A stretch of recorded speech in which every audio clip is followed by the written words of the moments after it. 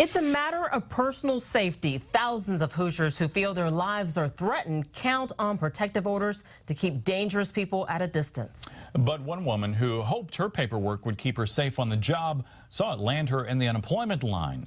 Call 6 investigator Rafael Sanchez joins us live with the details. Rafael. Todd and Erica, good evening. Whitney Walker was offered $5,000 to walk and not to talk. Now, she was willing to do that.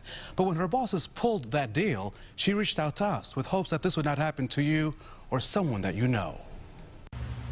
It's not something you should be ashamed of. Whitney Walker weeps. They took a really horrible time in my life, made it so much worse. Reliving the moment she was forced out of her job. It's where she felt at peace. But I felt safe at work all the time. Whitney moved out of her apartment after filing a protective order against her former boyfriend Kevin Singh in November 2012.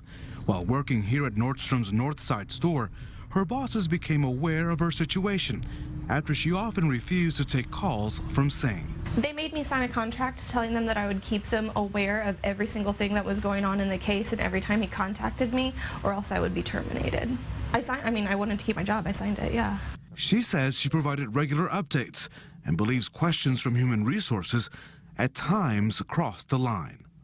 She asked me once how intimate our relationship got. The questions may seem intrusive, but my guess is they'll be targeted at making risk assessment.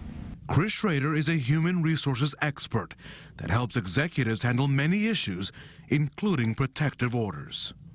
I think it's best to tell the employer, especially if you expect them to participate in your protection to the extent that they can. Employers should not be dismissive of it. In Indiana, rules on dealing with protective orders vary among workplaces since there are no state mandates.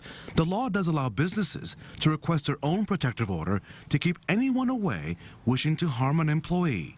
Amy DeBroda is a top employment lawyer. In Indiana, the employers really hold almost all the cards when it comes to what they can and can't do in handling their employees. In 2013, Nordstrom fired Whitney and offered her $5,000 with strings attached.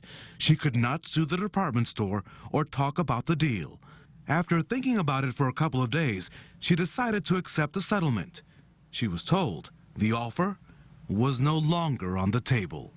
Basically that day I got online and I went to your website and contacted you because it just didn't seem right. She also posted on Facebook her frustration with Nordstrom. Nordstrom sent the Call 6 investigators a statement saying it helps workers in domestic issues develop a safety plan. In extreme cases, the company turns to a national expert in workplace violence. In Whitney's case, Nordstrom says it believed her situation posed an extreme safety risk to her co-workers and our customers, calling the decision to fire her extremely difficult.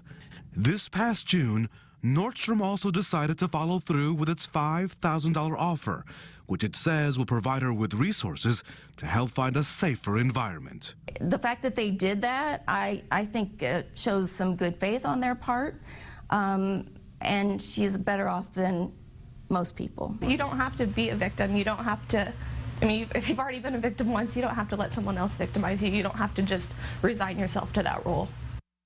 Whitney is moving on, hoping that this does not happen to anyone else. Now, here's some takeaways for you. You are under no obligation to report a protective order to your employer. If you do, HR experts suggest that you develop and discuss a safety plan with your bosses. And there are no state mandates on how businesses should handle such a delicate issue.